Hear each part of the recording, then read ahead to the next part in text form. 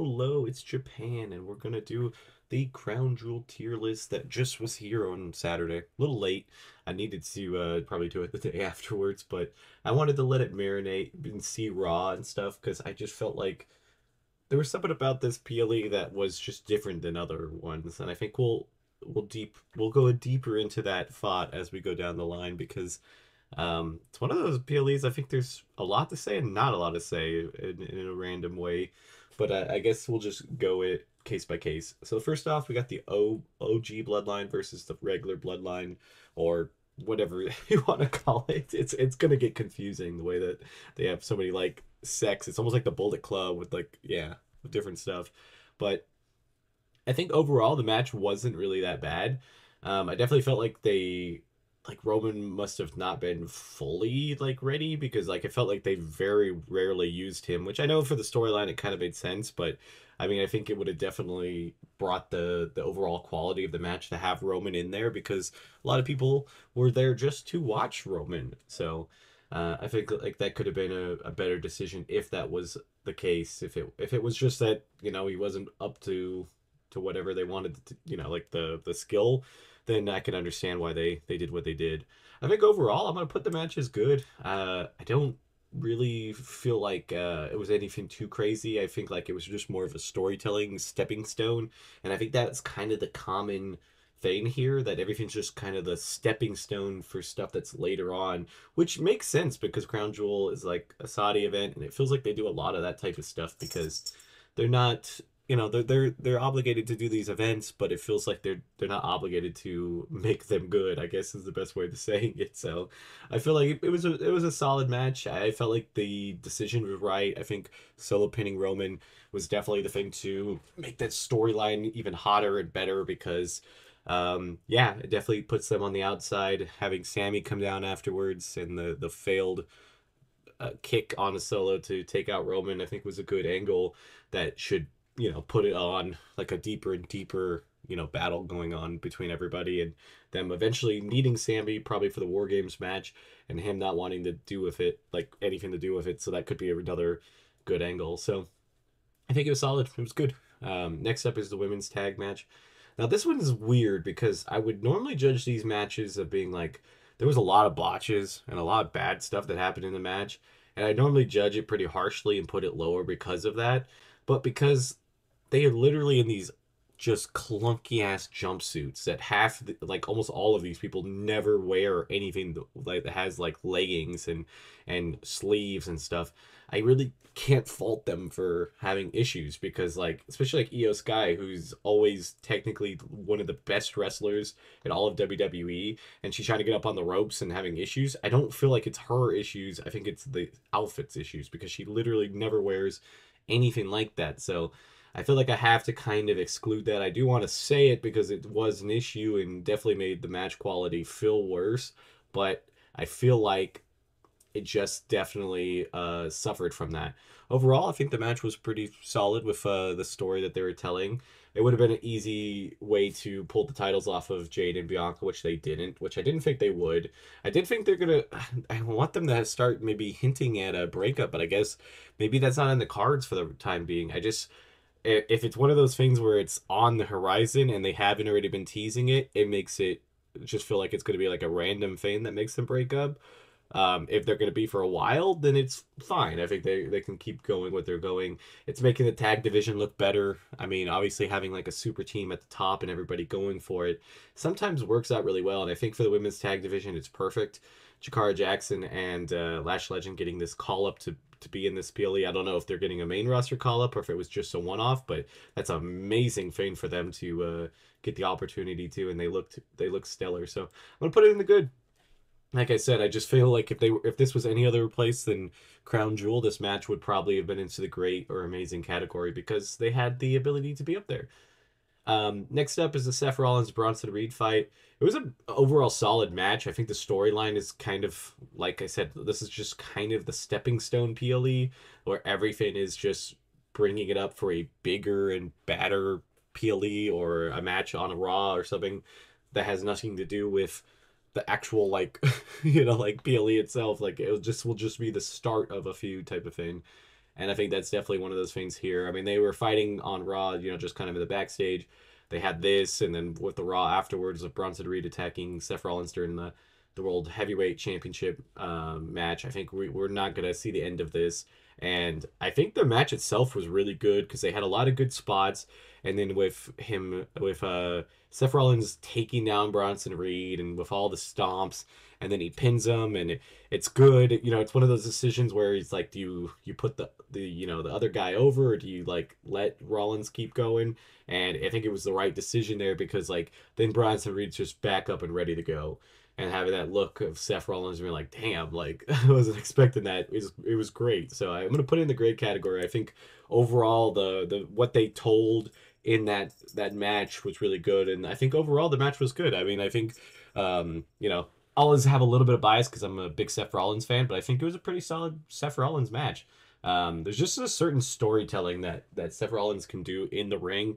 He's not like the best wrestler of all time. I'm never gonna say he's the best on wrestling physically, but like the match and the way his body language and everything that he puts into that match really worked well with Bronson Reed. Again, I like the match itself. It was a great match, but like it just couldn't be amazing because it just wasn't. You knew it wasn't going to be like an end, and there wasn't going to be anything too crazy with the fireworks.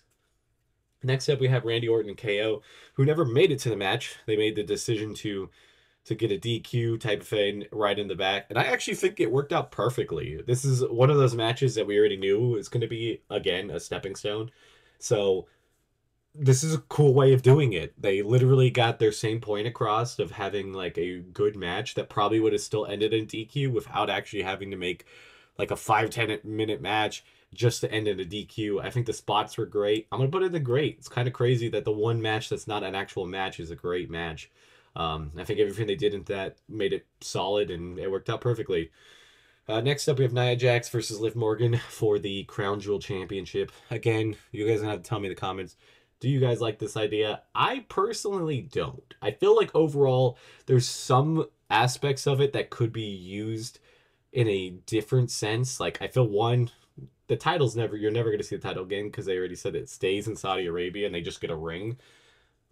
It makes it so pointless. I feel like there's needs to be some type of stakes in it that we can see on a week-to-week basis. And I know you don't want to give another belt because then the belt would then become a weird thing because like if the champion loses it before the next crown jewel, which is probably more than likely, what happens to that belt?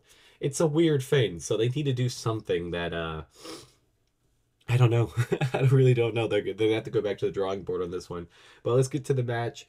Nia and Liv. I mean, obviously, it's like kind of like a size difference, so there's gonna be some shenanigans. I think overall, it was still fairly like just kind of like one of those weirdly flowed matches because Tiffany came down to cash in, and then I just like I don't understand Tiffany's whole thing because it's like Tiffany just wants to cash in and get a championship. She could easily just work with Nia. Nia would like it makes sense for her and Nia to just be on the same page, take out Liv there, and then let her pin Liv, and then Nia never has to worry about the briefcase. Like just the story behind the whole thing is getting so boring to me at this point that I've just not cared about the Money in the Bank because of it. It's just like she's like, oh, I don't know what I'm gonna do, and like you're gonna cash in, so you might as well cash in like with that. I mean, Nia is basically giving you the go ahead. I think obviously, and they're gonna have her try to cash in on Nia because that's just the story that they want to tell, but they're doing it kind of piss poor that like that she's not gonna cash in at this point. It's kind of like the Damian Priest thing where we knew he wasn't gonna cash in, we knew he wasn't gonna cash in, and then when he finally cashed in, it was pretty much the last moment he could. So, yeah, I think that kind of distracted from the match. I think that overall the match was good. I don't think it was anything too crazy. Not really my cup of tea because it was just like we knew it wasn't gonna be anything technically crazy, and it was just gonna be a lot of shenanigans and stuff. So I'm gonna put it in good. Next up, we have the triple threat match. This is one of those matches where like LA Knight being in it is just kind of like the I'm trying to think. Let's just think of it like your favorite ice cream. Like your favorite two flavors of ice cream are right in the middle, and you're like, nice. And then they're like, oh, we're gonna put some extra like chocolate shavings or something on it, where it's like it's good, just not needed to be there type of thing. I guess that's the best analogy because obviously Andrade and Carmelo Hayes like have just insane chemistry in the ring. They've had that best of seven series, and they were doing all the back breaking work of just doing crazy spots, and I think it worked out perfectly. LA Knight being there didn't hinder the match at all, but it wasn't like him being there needed to be there. But I think overall, if we're going to talk about all these matches, this is the best match of the card by far. I mean, it's just one of those things where those two just being the kind of like the side characters going for the title obviously just made the match really good because they're really good chemistry and really good just in ring work, so it worked out really well. And LA Knight added just enough to it to push it over into that just absolute amazing category. So I think it was solid. I think it was good. It made LA Knight look good. He had a definitive win. The win looked really good. I think everything like that was just perfect. It's like his signature win for this U.S. title so far. So if you've got to look at anything that he's done with it, this is the one you want to see. Is like this is the define of like, hey, this just shows that he's a champion type of match. And the cool thing with a lot of it too is just like he just he had a good showing, and I think that is already his title reign's already been a million times better than Logan Paul's, and a million times better than what was it, Rey Mysterio before that, and even more, just more and more that he's definitely one of the best U.S. champions that we've had so far.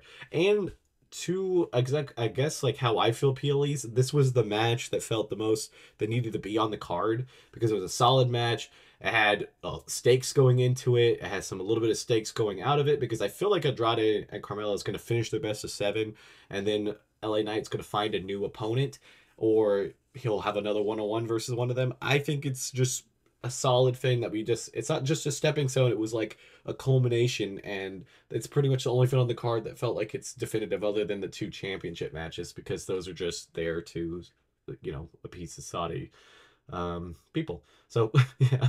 Next up, we got the main event: Cody Rhodes versus Gunther. This one's just gonna, I guess, be. I mean, all of this is my opinion, anyways. But I think this is just more my opinion than any of them. But I just didn't care about this match. I'm a big Cody fan, so it was kind of hard to watch. I just didn't care. Their styles are kind of bland, which is not necessarily bad. They have like an old school wrestling style, both of them to me. And when you put them together, when you have all of this, especially coming off of like this high octane US title match, and like the tag match had a good spots, the bloodline match had good spots, even Kevin Owens doing crazy stuff to Randy Orton, they all had great spots. And then you just had this, and it was just not it for me. This is definitely by far, I think, Cody's worst match of the entire year. I'd probably also say to Gunther would probably be around the same. I've never been a big Gunther fan. I'm not like against him. I think he definitely serves his purpose being at the top of the food chain, being that like mega heel type thing. But man, do I think this was just not it for me. I'm gonna put it in trash. I think this is probably the worst rated Cody match I've ever had down here, and I think it's at least valid to me because it's just there was just nothing in it for me. The match wasn't that great. The story going into it was kind of just thrown together. They kind of just arguing about nothing, because it's just they didn't really have any things that they were going to be arguing about because it has none of it has anything to do with anything. Because it's just they're going for this crown jewel champion, and I feel like it just wasn't it for me. I did like the ending. I will say the ending happens to be the best part of it. The way it ended would literally pretty much probably put it why I don't think it's like the worst match of like all the PLEs this year. I don't know, the Usos match at WrestleMania still is the bottom to me. So it was definitely better than that. The ending definitely saved it, but not by much. But that ending is definitely the only thing.